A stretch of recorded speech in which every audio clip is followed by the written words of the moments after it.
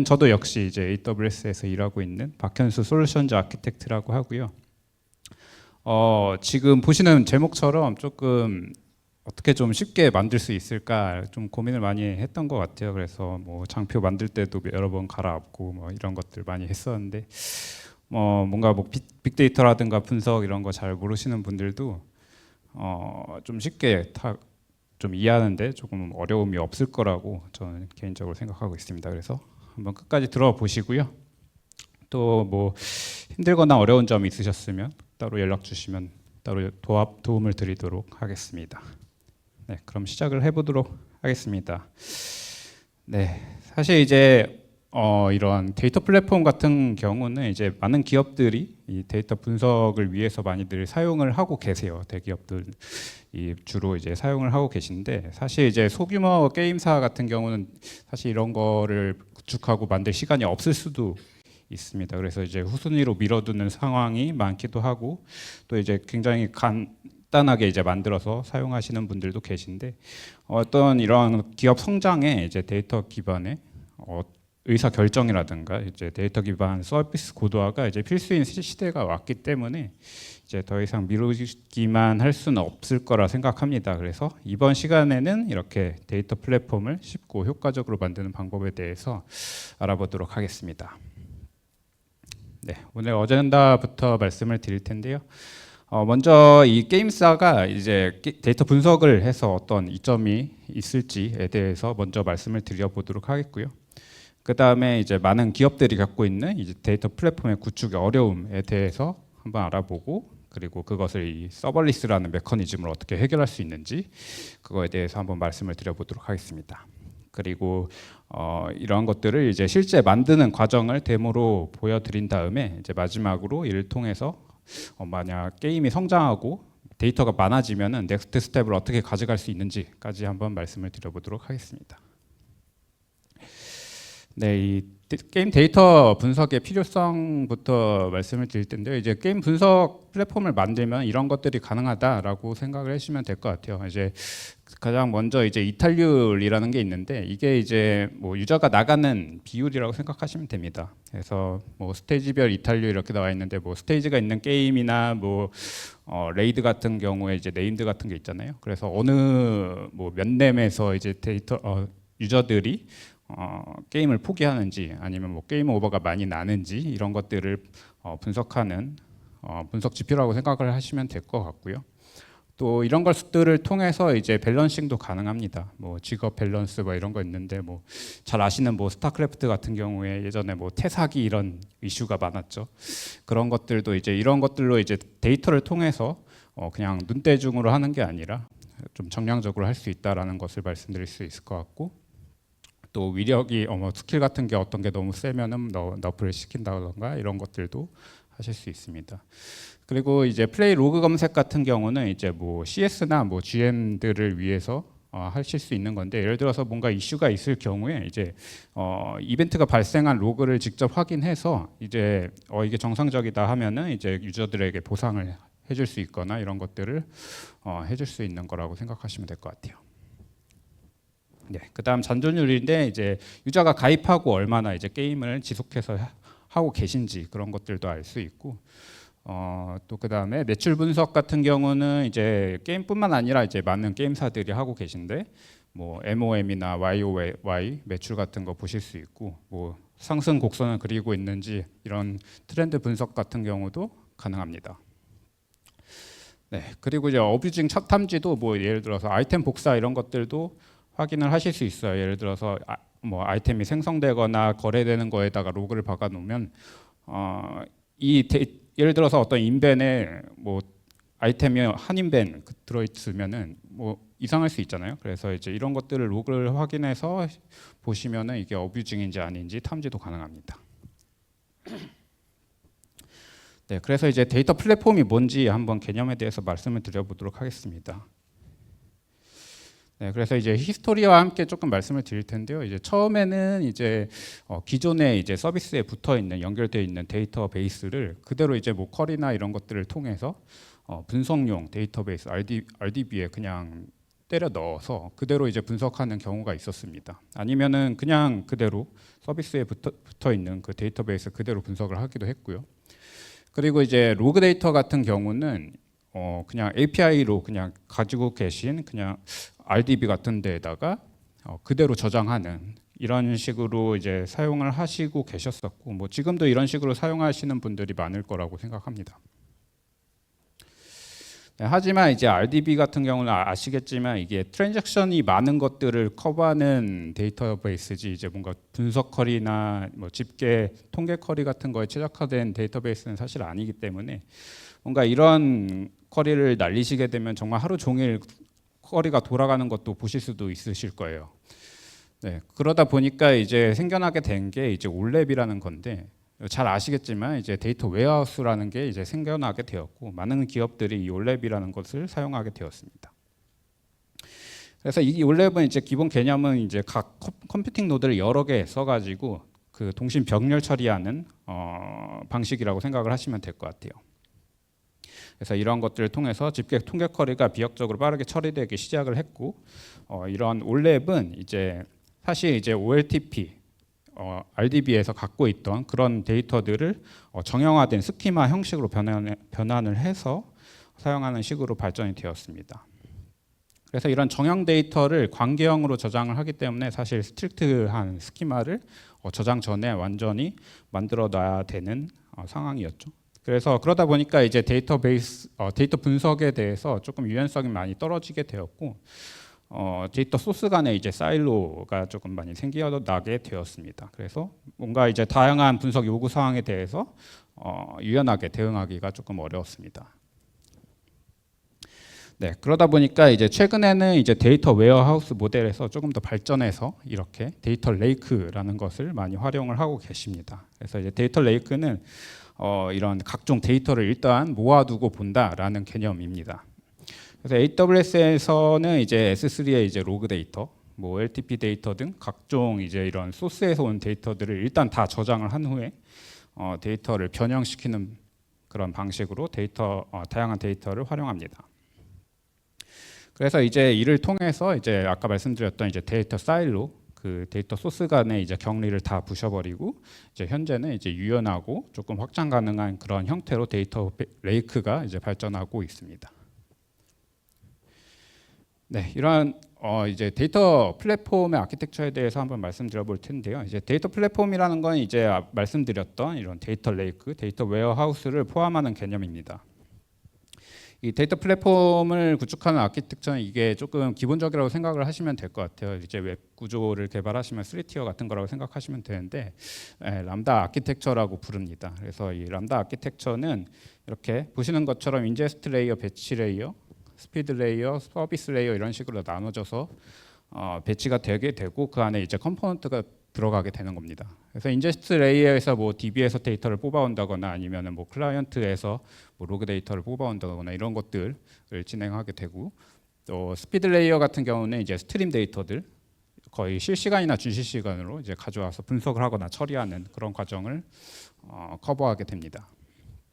그 다음에 이제 배치 레이어에서는 이러한 이렇게 쌓인 데이터를 배치 처리하거나 아니면은 이제 저런 이제 RDB에서 들어오는 데이터들을 이제 멀지하거나 이러한 처리들을 진행하게 됩니다.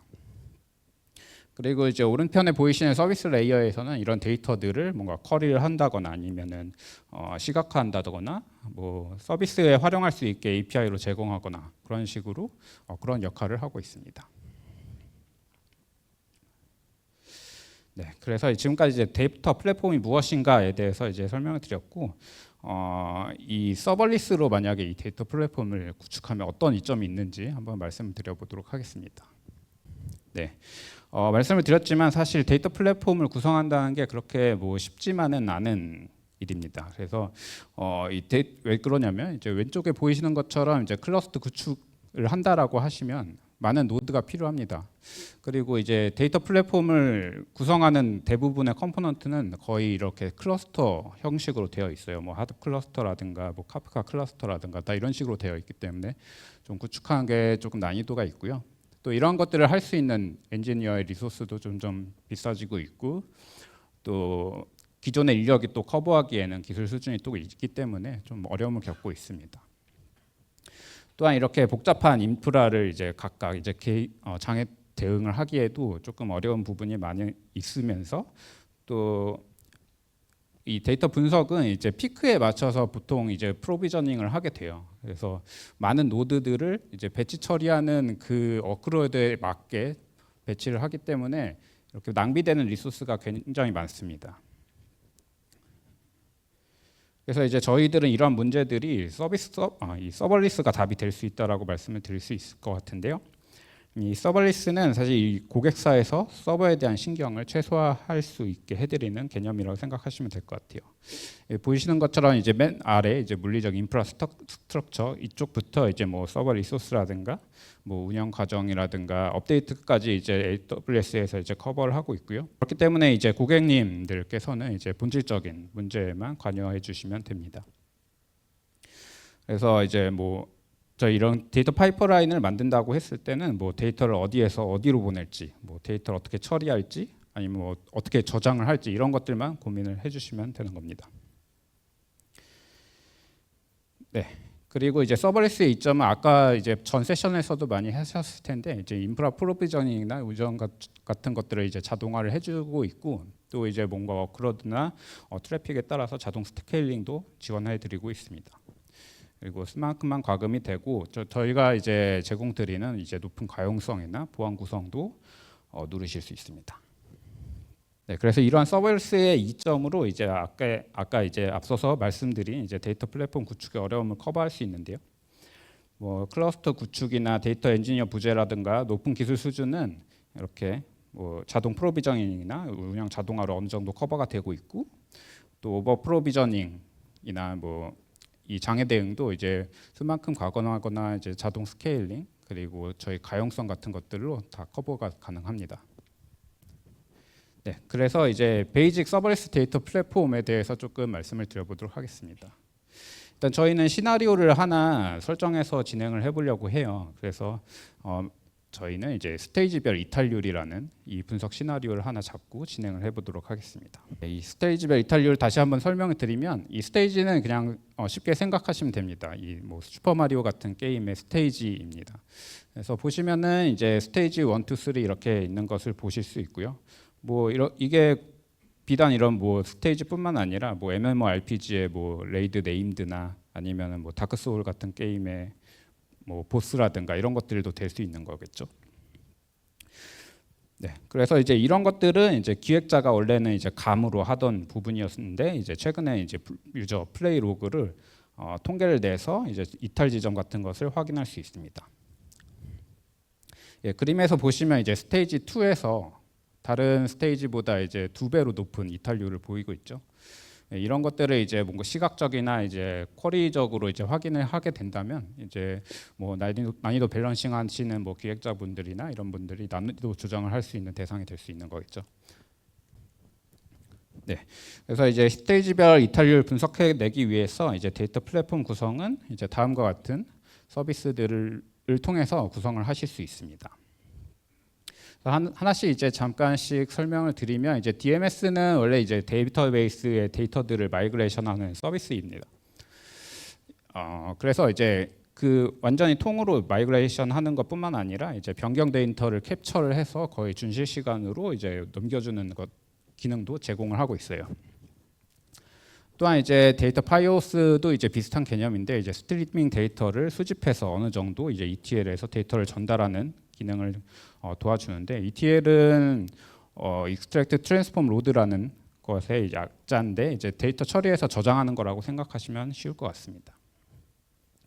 그리고 이제 글루입니다. 글루는 이제 스파크 기반 ETL인데 스파크도 아마 처음 들으시는 분이 있을 수도 있어서 말씀을 드리면 이제 메모리 기반으로 데이터를 이제 분산 처리할 수 있는 프레임워크라고 생각을 하시면 될 것 같고 이것을 이제 뭐 흔히 쓰시던 이제 람다처럼 그냥 스크립트만 지정을 해서 이제 개발만 하시면 그냥 뭐 인프라단에 딱히 이제 신경 안 쓰셔도 그 스크립트를 돌리실 수 있습니다. 예, 자동으로 이제 하도 클러스터가 배포된다고 생각하시면 될 것 같고, 서버리스 EMR은 좀 더 이제 하드 클러스터에 가까운 서비스라고 생각하시면 돼요. 이제 ETL 잡을 그냥 만들어서 배포하시면은 바로 이제 그런 분석 잡을 돌리실 수 있습니다. 그리고 마지막으로 분석 시각화는 아테나는 아시는 분이 많으실 텐데 이제 분산 쿼리 엔진이고요. 그냥 데이터를 옮길 필요 없이 데이터를 S3에 있는 데이터를 그대로 스캔할 수 있습니다. 그리고 마지막으로 퀵사이트는 이제 데이터를 시각화해 주는 툴이라고 생각하시면 될 것 같아요.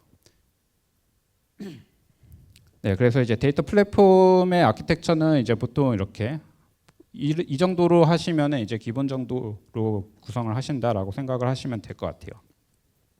그래서 잠깐씩 설명을 드리면 이제 유저 행동 로그 아래쪽에서 가져오는 것은 이제 약간 준실 시간으로 가져오게 되면서 이제 적절한 전처리해서 이제 S3에 저장한다라고 생각하시면 될 것 같아요. S3는 그러니까 데이터 레이크라고 생각하시면 됩니다. 그리고 위쪽으로 이제 RDB 데이터를 가져오는 게 보이실 텐데 여기서 이제 RDB에서 이제 DMS가 이제 변경 데이터 캡처해서 S3로 저장을 하게 되는 거예요. 그 다음에 이제 증분된 데이터를 다시 한번 처리를 해서 S3에 다시 저장을 합니다. 그 다음에 이제 중간에 보이시는 글루에서 이 아래쪽에 행동 로그 데이터랑 RDB 데이터를 이제 조인해서 집계해서 이제 서빙 가능한 데이터로 변환하는 것을 보실 수 있어요. 그리고 맨 오른쪽에 보시면 이제 서빙 쪽 레이어에서 이제 아테나랑 퀵사이트를 통해서 데이터를 확인하실 수 있습니다. 네, 그러면 이제 아키텍처에서 이제 행동 로그 가져오는 파이프라인 먼저 한번 말씀드려보도록 하겠습니다.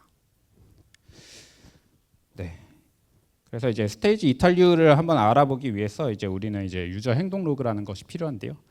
유저 행동 로그라는 게 이제 조금 생소하실 수도 있을 거라고 생각해서 조금 말씀을 드려보면은 말 그대로 이제 유저가 어떤 이벤트를 발생시키면 이 로그가 전송이 돼서 쌓이게 되는 거라고 생각하시면 될 것 같아요. 그래서 이것을 어떻게 설계할지 잠깐 말씀드리면 이제 6화 원칙에 의거해서 설계를 하시면 되는데 왜는 굳이 필요가 없겠죠. 그래서 이제 그냥 5개 정도로 해서 설계를 하시면 된다라고 생각하시면 될 것 같고, 그리고 이제 뭐 추후를 위해서 뭐 정형화나 문서화를 어느 정도 해주시고 클라이언트 앱에 이제 개발을 하시면 됩니다. 로깅을 하시면 되는데 저 보시면 이제 이벤트 타입이 게임 오버로 돼 있죠. 지금 게임 오버를 발생시키는 그 로직에다가 심으시면 됩니다. 네, 이렇게 설계한 행동 로그는 이제 클라이언트가 갖고 있는 이제 파이오스 SDK를 통해서 이제 파이오스에 바로 넣을 수가 있어요. 네, 그래서 이 파이오호스는 이렇게 들어온 데이터를 어느 정도 전처리해서 S3에 넣어주는 역할을 하는데요. 저희는 이제 2가지 전처리 과정을 겪게 될 것 같습니다. 그래서 하나는 이제 파티셔닝이고 하나는 이제 포맷을 바꾸는 겁니다. 파티셔닝은 이제 앞 세션에서 잠깐 말씀드리긴 했는데 이거는 이제 S3에 있는 S3에다 데이터 저장을 이제 나눠서 하는 겁니다. 그래서 보시면 이제 연월일별로 이제 나눠서 저장을 하게 되죠. 그래서 나중에 뭐 아테나나 이런 것들이 데이터 스캔을 할 때 필요한 데이터만 스캔을 할 수 있도록 이렇게 나눠서 저장을 하는 겁니다.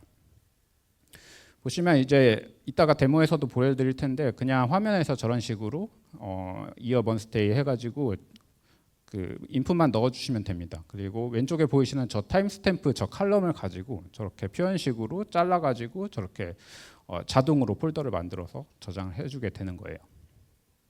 그리고 두 번째로는 이제 그 포맷 변환을 할 건데요.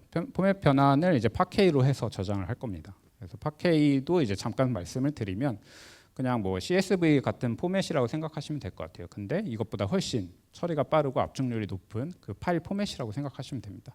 이러한 포맷 변환도 이렇게 아까 저기 보이시는 그 라디오 버튼에 그냥 파케이 이렇게 클릭만 해주시면은 키네시스가 알아서 트랜스폼해서 저장을 해주게 됩니다. 네, 그 다음은 이제 RDS 쪽, 그러니까 서비스에 연결되는 이 관계형 DB 데이터를 S3 데이터 레이크로 옮기는 그쪽 파이프라인에 대해서 설명을 드려보도록 하겠습니다. 네, 이 부분은 일반적으로 이제 OLTP 데이터를 그대로 가져와 가지고 뭔가 스키마를 변형해서 분석을 그대로 사용을 하시거나 아니면 이제 유저 행동 로그랑 조인해서 사용하기 위해서 가져오게 되는 부분이고요. 네, 그래서 이 DMS 같은 경우는 RDS에 이제 변경분을 가져와서 저장을 하고 글루에서 일정 주기로 멀지하는 그런 프로세스를 갖고 있습니다.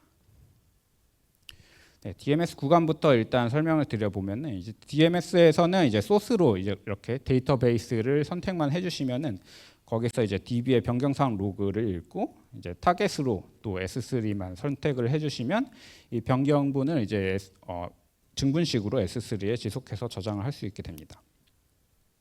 그리고 이 파이오스와 마찬가지로 이제 트랜잭션 로그 가지고 이제 트랜잭션 코밋 날짜 기준으로 아까 말씀드린 그런 파티셔닝을 해서 파케이 포맷으로 저장을 할 수도 있어요. 그리고 이제 이 DMS 또한 이제 별도의 코드나 뭐 스크립트 이런 것들을 작성할 필요가 없이 그냥 그 웹 콘솔에서 그냥 몇 번 클릭해서 설정을 해주시면 이런 것들도 가능하게 됩니다. 네, 보시는 것처럼 저희는 이제 유저 테이블, 아이템 테이블 이렇게 가져올 건데요. 이거는 이제 이타라는 유저의 상세 정보를 가져와서 이제 분석을 하기 위해서 저런 것들을 한다라고 이해해 주시면 될 것 같습니다. 네. 그리고 이제 DMS에서 이렇게 지속적으로 증분된 데이터를 가져오게 되면은 한번 이제 머지해 주는 작업이 필요합니다. 그래서 사실 이제 인서트 레코드 같은 경우는 사실 이런 것들이 필요 없을 수도 있는데 업데이트나 딜리트 같은 경우는 이제 기존에 갖고 있던 데이터들이 이제 수정되는 부분이 있기 때문에 이런 것들을 한 번 더 이제 처리를 해주게 되는 건데요. 예전에 이제 뭐 PK 같은 거 가지고 이렇게 쿼리 짜가지고 했다라고 하면은 최근에 이제 아이스버그 같은 오픈 소스들이 많이 발전을 하면서 이것도 이제 쉽게 하실 수 있습니다. 글루에도 이제 연결해서 사용하실 수 있는데요. 아이스버그를 이제 저희 마켓플레이스에서 제공을 하는데 마켓플레이스에서 이 아이스버그를 구독하신 다음에 글루 쪽에 설정 들어가셔서 저렇게 보이시는 것처럼 커넥터에다가 아이스버그 커넥터를 넣어주시면은 사용이 가능합니다. 그리고 글루에 보이시는 것처럼 저렇게 이제 스크립트를 작성을 해주시면 되는데 저희 보시면 이제 OP라는 칼럼에서 이제 조금 분기가 처리가 되는 것을 보실 수 있어요. 저거는 이제 DMS에서 달고 오는 겁니다. 그래서 이 레코드는 딜리트 레코드야. 이 레코드는 뭐 업데이트야. 이런 것들을 달고 오는데 그런 것들을 보고 이 업데이트, 딜리트 처리 이런 것들을 저렇게 SQL 쿼리로도 하실 수 있습니다. 네, 그래서 이제 RDB에서 데이터 가져오는 파이프라인 알아보았고 그 다음은 이렇게 글루를 통해서 그 데이터들을 조인해서 필요한 분석 목적에 따라서 집계하는 잡을 한번 만들어 보도록 하겠습니다. 네, 그래서 이제 스테이지 이탈률을 구하기 위해서 잡을 구현을 할 건데요. 이제 글루 잡을 만드는 것은 이제 다른 말로 이제 스파크 잡을 만드는 건데 스파크 잡을 그냥 생으로 만드는 것보다 훨씬 쉽습니다. 이렇게 보시는 것처럼 저렇게 플로우 차트 이제 클릭해서 만드시면은 오른쪽처럼 저렇게 스크립트가 어느 정도 이렇게 짜져요. 그래서 이제 저기서 조금 수정을 하셔도 되고 수정이 아예 필요 없는 경우도 있습니다. 그래서 클릭만으로 이제 잡이 만들어지는 경우가 있습니다. 네, 그런 경우도 있다가 데모에서 보여드리도록 하겠고요. 네, 그래서 이제 저희는 이제 저런 그 스크립트에 이제 게임 오버가 일어난 그 비율을 만드는 쿼리를 넣어줘서 한번 만들어 보도록 하겠습니다. 네, 그리고 이렇게 잡을 만들면 이게 트리거링이 돼야 되겠죠. 이제 실행이 돼야 되는데 이것 또한 이제 글루 안에 있는 기능으로 쉽게 하실 수가 있습니다.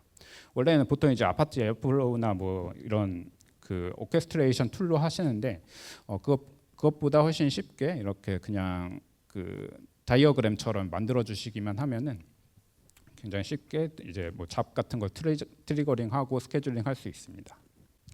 네, 그래서 이렇게 배치로 집계된 데이터들을 이제 서빙 레이어에서 조회하는 방법에 대해서 한번 말씀을 드려볼게요. 네, 먼저 이제 아테나에 대해서 말씀을 드려볼 텐데요. 이 집계 처리된 데이터 그리고 이제 처리 전 데이터 같은 것들을 쿼리하는 데 사용할 수 있어요. 그래서 한마디로 이제 S3에 이 파일 형태로 정의된 그 데이터들, 저장된 그 데이터들을 굳이 이제 데이터 소스 다른 데로 옮기지 않고 그대로 쿼리할 수 있는 쿼리 엔진이라고 생각하시면 됩니다. 그리고 이제 아테나 같은 경우는 이제 올랩의 일종으로서 이제 하나의 잡에서 이제 여러 가지 병렬 노드가 생겨서 이제 빠른 병렬 쿼리를 할 수 있게 도와줍니다.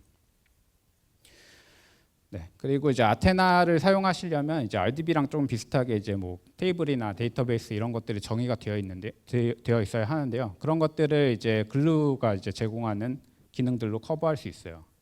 보시는 것처럼 이제 1번에서 이제 데이터 크롤러가 이제 S3에 저장된 데이터들을 스캔해서 어느 정도 스키마를 읽고 저기 AWS 글루 데이터 카탈로그라는 것에 이제 정의를 해줍니다. 그러면 나중에 이제 아테나에서 이렇게 정의된 데이터들을 확인하실 수 있게 됩니다.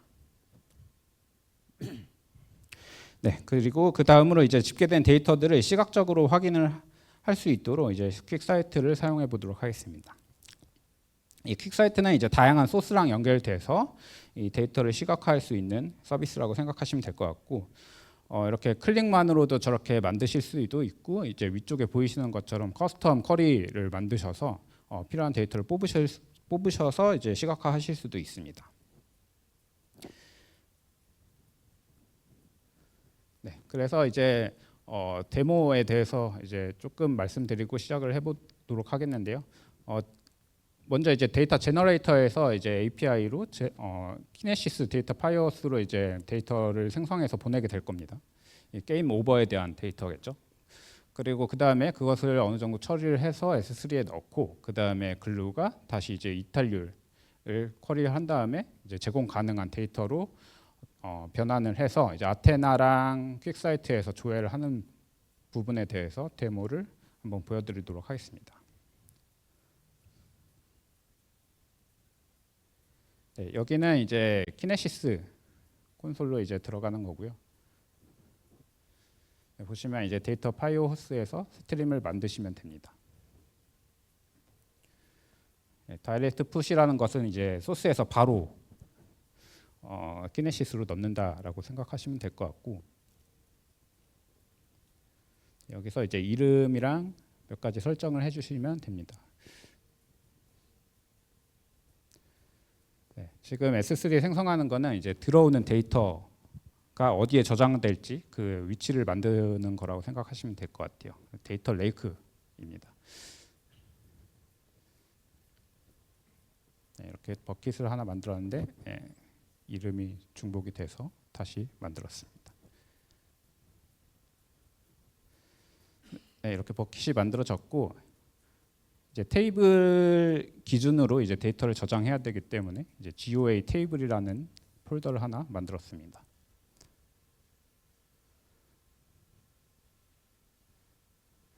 그리고 아까 말씀드린 것처럼 이제 포맷 변환도 이렇게 클릭만으로 하실 수 있는데요. 리전을 선택하고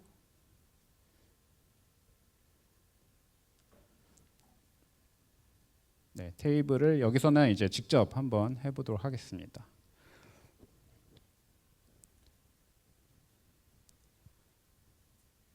글루에서 이제 GOA 데이터베이스라는 데이터베이스를 만들었고요. 그 다음에 데이터베이스 안에 테이블을 만들 겁니다.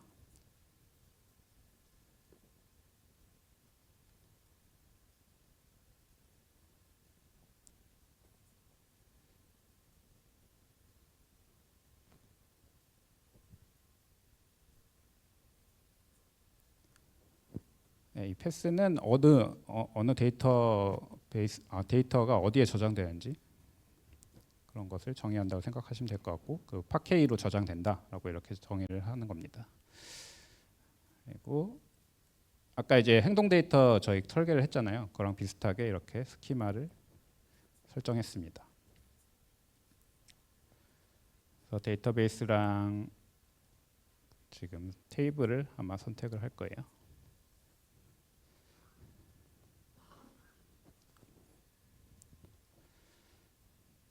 네, 그 다음에 이제 파티셔닝도 하기 위해서 잠시만요. 여기서는 이제 데이터가 저장되는 버킷을 방금 만든 것을 설정을 할 겁니다.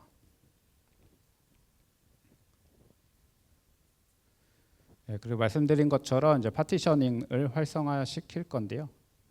저희는 연월일별로 하도록 하겠습니다. 그래서 지금 이렇게 보시면 이렇게 예시가 나와 있어요. 그래서 저거 보시고 어느 정도 이제 복분만 하셔도 이제 쉽게 만드실 수 있어요. 그래서 연월일별로 만들 거고, 네, 저렇게 JQ 표현식으로 만들 수 있는데 저희는 이벤트 타임 스탬프가 아니라 타임 스탬프로 칼럼을 정의했기 때문에 여기를 수정할 겁니다.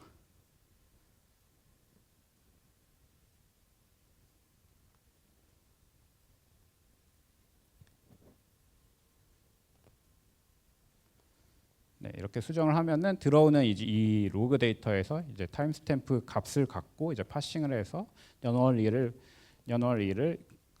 알게 되고 이제 그거를 가지고 이제 폴더를 만들어서 자동으로 저장하게 되는 거예요. 보시면 이제 S3 버킷 접두사가 보이시는데 저게 이제 S3에 들어가는 그 폴더 패스입니다. 이거는 이제 오류 로그는 어디에 저장할 것인가 설정을 하는 거고요. 버퍼는 이제 얼마나 모아서 보낼 건가인데 이제 최소가 60초이기 때문에 60초로 하겠습니다.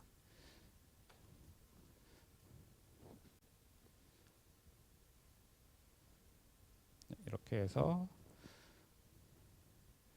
하면 되고 이게 이제 데이터를 생성하는 제너레이터입니다. 보시면 이제 아까 설정한 그 유저 행동 데이터들을 이제 제너레이트 할 수 있는 거예요. 랜덤으로 이렇게 생성시킬 수 있습니다. 보시면 이제 웨이트가 있는데 저기 0.5가 있고 지금 여기 9가 보이죠. 그래서 스테이지 9에 조금 게임 오버가 많이 발생하도록 로그를 생성을 해서 보내주게 되는 겁니다.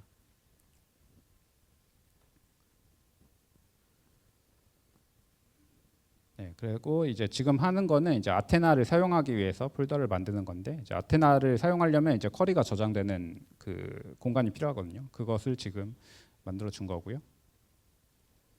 그래서 아테나 이렇게 들어가 보시면 네, 이렇게 설정하실 수가 있습니다.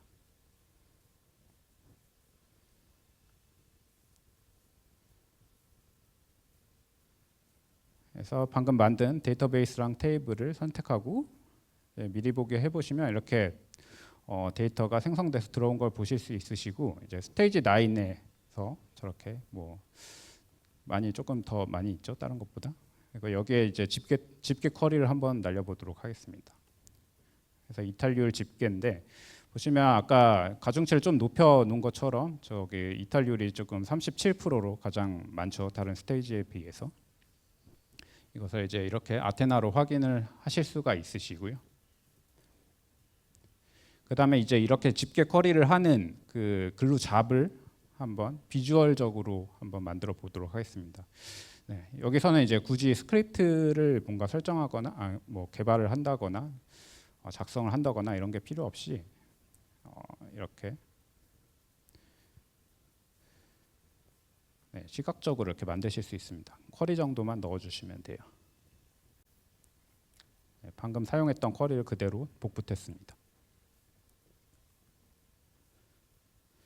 그래서 이렇게 집계된 데이터를 어디에 넣을 것인가 해서 이제 설정을 하려고 봤는데 마땅한 위치가 없어서 또 새롭게 폴더를 만들어 봤습니다. 그래서 데일리 잡을 만든다라고 생각을 해서 데일리 스테이지라는 폴더를 만들어서 이렇게 해봤고요. 여기서 선택을 해주시면 이렇게 글루가 집계를 해서 저 S3 저 위치로 이 파케이 형식으로 저장을 해준다라고 이해를 해주시면 될 것 같아요. 이렇게 스크립트가 자동으로 만들어졌고 여기 이제 이름 설정이랑 퍼미션 정도 설정을 해주시면은 실행을 시킬 수 있습니다.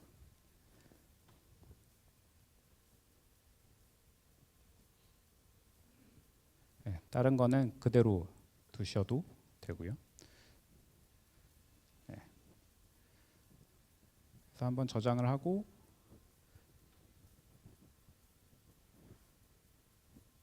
실행을 하면은 실행되는 거 보이실 텐데 이게 한 2분 정도 걸리거든요. 그래서 제가 편집을 했습니다. 이렇게 성공을 하면은 저기 S3에 들어가서 잘 들어왔는지 확인하실 수 있어요. 이렇게 파케이 형식으로 들어왔죠. 이거를 이제 S3 셀렉트로 간단하게 쿼리하실 수 있어요. 잘 됐는지 한번 확인을 해보도록 하겠습니다.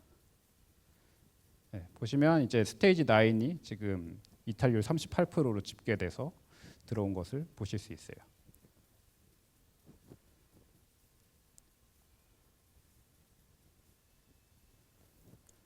그 다음에 이제 퀵사이트를 통해서 이렇게 집계된 데이터를 시각적으로 확인하시는 방법에 대해서 보여드리도록 하겠습니다.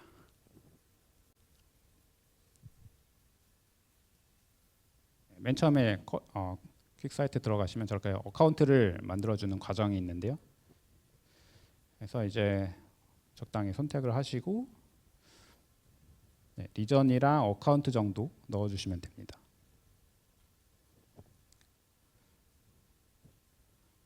어카운트랑 지금 어느 데이터 소스에서 데이터 가져올 건지 체크해 주시기만 하면은 이제 그것을 기반으로 이제 퀵사이트를 통해서 시각화가 가능합니다.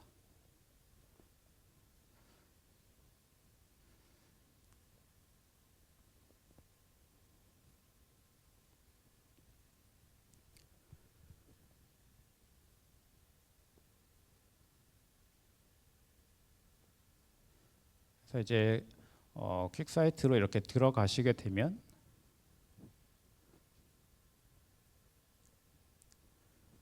여기서 이제 New Analysis 눌러주시고 데이터셋에서 이제 아테나에서 이번에는 이제 커스텀 쿼리로 데이터를 가져와 볼 거예요. 방금 저장했던 GOA 테이블에서 계속 사용했던 그 이탈률 쿼리를 집어 넣어서 데이터를 가져와 보도록 하겠습니다.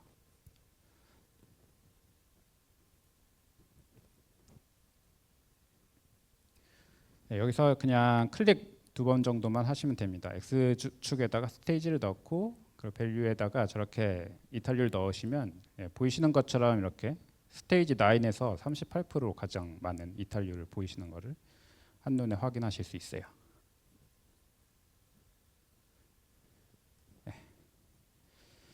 이렇게 한번 알아봤고요. 사실 이제 이렇게 하는 거를 뭔가 그냥 온프렘에서 한다라고 하면 굉장히 어렵습니다. 그 하드 클러스터도 올리셔야 되고, 뭐 프레스토 엔진 이런 것도 올리셔야 되고, 뭐 HDFS 이런 것들이라든가 여러 가지 이제 클러스터로 된 그런 인프라들을 다 올리셔야 되는데 굉장히 조금 공수도 많이 들고 좀 시간도 많이 드는 그런 작업인데 이렇게 10분 만에 만들 수 있다라는 게 참 쉽다고 이해해 주시면 좋을 것 같아요. 네, 그리고 이제 이렇게 쉬운 아키텍처가 있는데 여기서 이제 조금 더 성장하게 되면은 다음 스텝으로 넘어갈 수 있을 것 같아요. 그래서 이제 제가 조금 추천드리는 거는 이제 아마존 EMR로 이제 다음 스텝을 가져가면 어떨까라고 이제 말씀을 드릴 수 있을 것 같은데. 만약에 이제 게임이 성장하고 이제 유저 수들이 많아지게 되면은 이제 수집되는 데이터 역시 많아지게 될 거고요. 이제 예시로 보여드렸던 어떤 스테이지 이탈률뿐만 아니라 이제 굉장히 다양한 이제 분석 시나리오들이 많이 생기게 될 거예요. 그러다 보면 이제 파이프라인도 엄청 많아지고 복잡해지게 될 거고 또 뭐 시간이 많이 걸리고 리소스도 많이 증가하게 될 것 같습니다. 그래서 이제 분석 스크립트도 이제 아까 보여드렸던 그런 한 페이지로 끝나는 게 아니라 굉장히 모듈화되고 복잡화될 거라고 생각합니다.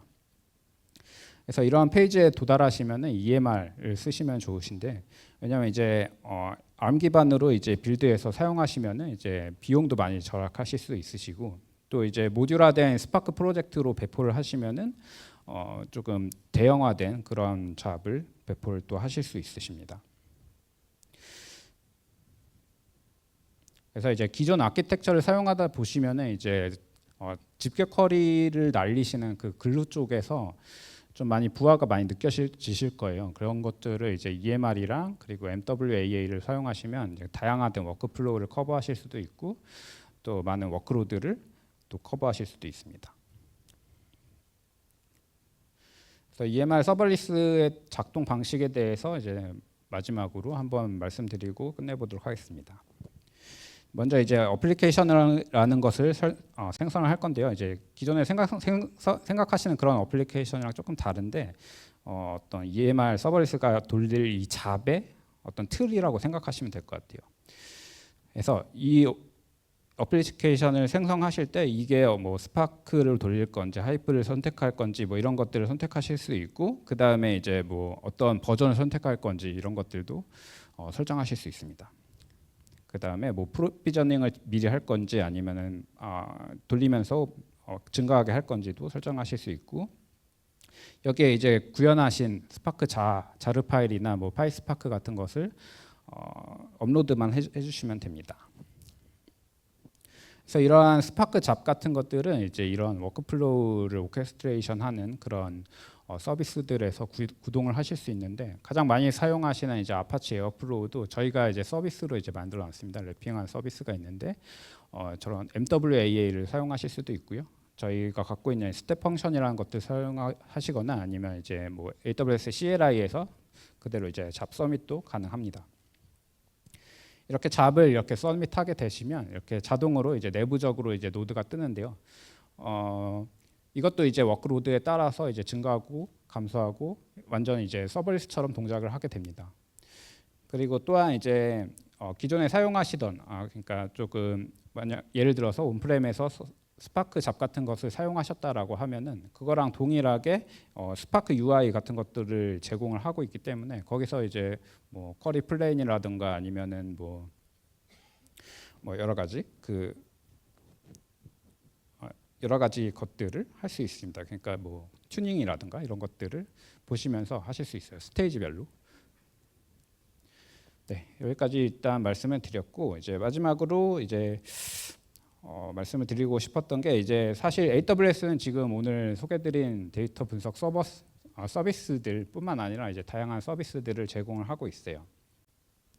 그래서 이제 기업이 성장해 감에 따라서 이제 스케일이라든가 구성도도 이제 굉장히 많이 달라지게 될 건데, 오늘 제안드린 쉬운 아키텍처부터 일단 시작해 주시면 아주 좋을 것 같고, 추후에 이제 성장하시게 되면은 따로 이제 연락을 해주시거나 하시면 제가 또 다른 아키텍처로 도움을 드릴 수 있을 것 같습니다. 네, 오늘 일단 이렇게 많은 분들 참석해 주셔서 너무 감사드립니다. 네, 여기까지 하겠습니다. 감사합니다.